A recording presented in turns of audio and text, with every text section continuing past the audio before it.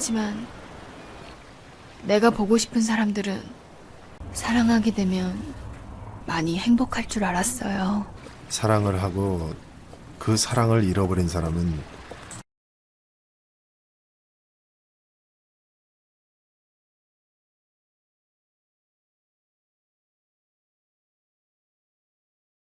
Awal kisah dalam film ini dimulai saat seorang gadis bernama Enju hendak meninggalkan sebuah rumah di pinggir pantai beberapa hari sebelum pergantian tahun baru milenium, yaitu pergantian tahun dari tahun 1999 ke tahun 2000. Enju meninggalkan sepucuk surat dalam kotak surat rumah tersebut yang memberitahukan bahwa ia sudah tidak tinggal di rumah itu lagi.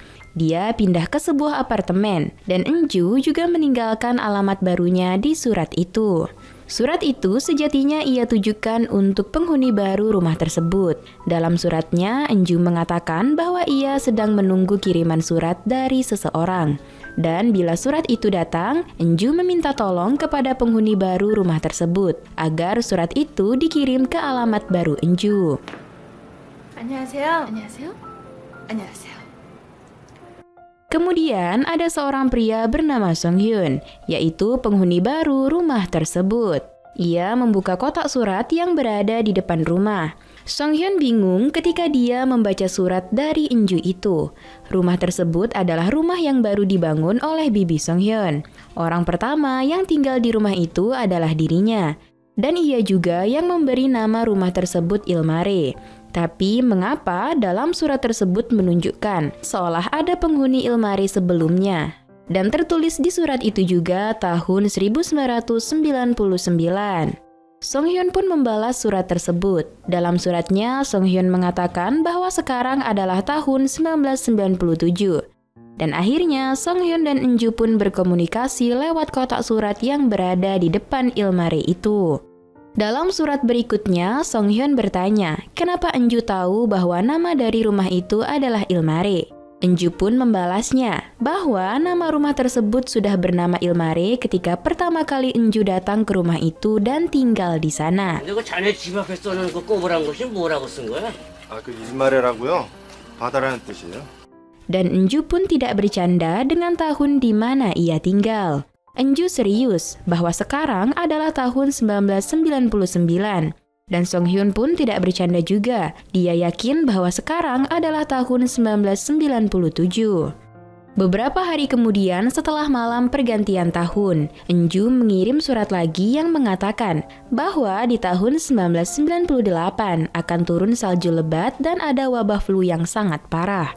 Benar saja, malam bulan Januari tahun 1998 turun salju yang sangat lebat dan Song Hyun pun terserang flu yang sangat parah.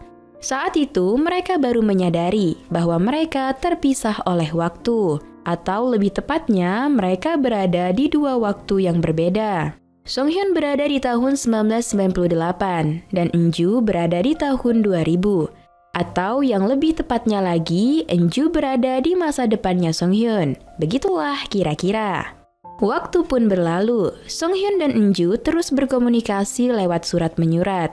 Selidik punya selidik, Enju curiga bahwa kotak surat di depan Ilmare lah yang menjadi mesin waktu. Kali ini bukanlah surat yang dikirim Enju, tapi sebuah benda mati. Enju memasukkan sebuah bando ke dalam kotak surat tersebut, dan boom! Bando itu hilang. Song Hyun yang membuka kotak surat pun kaget. Ternyata isinya adalah sebuah bando. Akhirnya mereka percaya bahwa mesin waktu yang membuat mereka bisa berkomunikasi adalah kotak surat Ilmare. Dari saat itu mereka semakin akrab dan sering curhat. 사랑하게 되면 많이 행복할 줄 알았어요. 사랑을 하고 그 사랑을 잃어버린 사람은 Kali ini bukan benda mati, melainkan benda hidup yang dikirim oleh Enju, yakni ikan. Begitu ikan tersebut sampai ke tangan Song Hyun, dan tada! Ikan tersebut masih hidup. Enju juga bercerita tentang dirinya dan mantan kekasihnya yang pergi meninggalkannya. Di suatu hari, Enju meminta tolong kepada Song Hyun bahwa Enju kehilangan Walkman milik temannya di tahun 1998. Enju meminta tolong untuk menemukan Walkman tersebut. Disinilah Sung Hyun akhirnya melihat Enju di tahun 1998, bagaimana rupa gadis tersebut. Sayangnya, Enju tak melihat Sung Hyun dan buru-buru naik kereta api. Walaupun jika Enju melihat, ia juga tak akan mengenali Sung Hyun di sini. 사랑해요. 사랑합니다. Sung Hyun pun mengembalikan Walkman itu kepada Enju yang berada di tahun 2000. 한성현입니다. 녹음기는 무사히 은주 씨 손에 전달되었나요? Pada suatu surat, Enju mengajak Sung Hyun ketemuan di tahun 2000 di sebuah pantai. Tanggal ketemuan jatuh pada 11 Maret tahun 2000. Enju hanya membutuhkan waktu seminggu lagi ke tanggal tersebut. Sedangkan Sung Hyun masih terus menunggu 2 tahun lagi ke tanggal yang ditentukan itu. Enju mengirimkan foto-foto pantai tempat mereka ketemuan dan mengatakan bahwa Enju ingin tinggal di pantai tersebut. Seminggu kemudian di kehidupan Enju, hari H pun tiba, 11 Maret tahun 2000. Enju bersiap-siap pergi ke pantai untuk bertemu dengan Sung Hyun. Sebelum tiba di pantai, Enju melihat ada sebuah rumah yang sedang dibangun. Dia diberitahu oleh salah seorang kontraktornya bahwa arsitek yang merancang rumah ini membangunnya untuk dipersembahkan kepada seseorang yang dicintainya. Enju pun tiba di pantai dan menunggu kedatangan Sung Hyun, tapi Sung Hyun tidak datang. Enju pun bertanya, kenapa Sung Hyun tidak datang? Sung Hyun yang berada di tahun 1998 pun kebingungan, kenapa dia tidak datang? Dan tidak mungkin ia melupakan janji yang sangat penting itu. 하지만 내가 보고 싶은 사람들은 Beberapa hari kemudian, Enju bertemu dengan mantan kekasihnya. Dia lalu curhat kepada Sung Hyun bahwa dia masih belum bisa melupakan mantan kekasihnya itu. Enju meminta tolong kepada Sung Hyun di tahun 1998 agar mau membujuk mantan kekasih Enju itu untuk tidak pergi ke luar negeri. 미안해요, 상현 씨. Saat itu, Sung Hyun yang telah jatuh cinta kepada Enju pun bersedih dan patah hati. Dia mencoba menemui Enju di tahun 1998 di stasiun kereta. Namun saat itu Enju tentu saja tidak mengenali Sung Hyun. Dan Sung Hyun berkata dalam hati, "Apakah aku orang asing bagimu?" Adegan ini sungguh sangat berkesan. 난 아직도 은주 씨에게 모르는 사람인가요?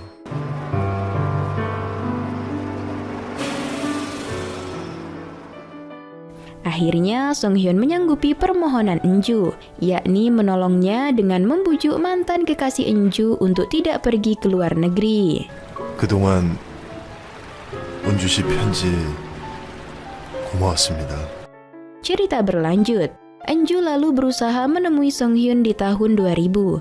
Dia mencari Sung Hyun di kampus tempatnya bekerja. Saat sampai di sana, dia menemukan sebuah lukisan yang mirip dengan Ilmare. Dan ia pun teringat dengan rancangan rumah yang pernah dilihatnya di dekat pantai. Ternyata lukisan itu adalah hasil karya Sung Hyun. Di lukisan itu tertulis bahwa lukisan tersebut didedikasikan untuk cinta sejatinya Enju. Tapi kenyataan selanjutnya sungguh sangat menyakitkan. Ternyata pria itu sudah meninggal akibat kecelakaan lalu lintas. Sung Hyun meninggal karena tertabrak mobil dan meninggal di hari ketika Enju berpisah dengan mantan kekasihnya. Tiba-tiba Enju sadar, pada saat itu ada pejalan kaki yang meninggal ditabrak mobil. Saat itulah Enju baru menyadari tentang kenyataan yang terjadi. Alasan kenapa Sung Hyun tidak datang di hari yang mereka tentukan adalah kesalahan dari Enju sendiri, karena Sung Hyun sudah meninggal.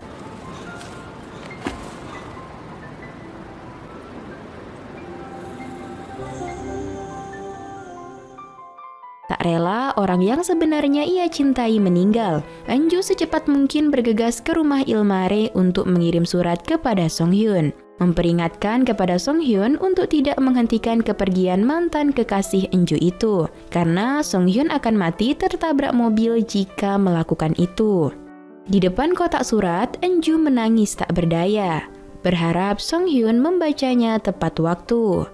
Pada saat ini, penonton sudah akan mengira bahwa itu adalah endingnya, dan juga mungkin sudah ada penonton yang menitihkan air mata. Ternyata, singkat cerita, Song Hyun rupanya membaca surat peringatan dari Enju. Ia tidak pergi. Dengan begitu, Song Hyun tetap hidup. Dan Song Hyun berinisiatif untuk mendatangi Enju di masanya pada saat Enju akan pindah dari Ilmare. Di akhir cerita, terlihat adegan pertama film saat Enju akan pindah dari Ilmare. Di luar rumah, Enju bertemu dengan seorang pria yang ia tidak kenal. Ternyata pria itu adalah Song Hyun. Dan film pun tamat.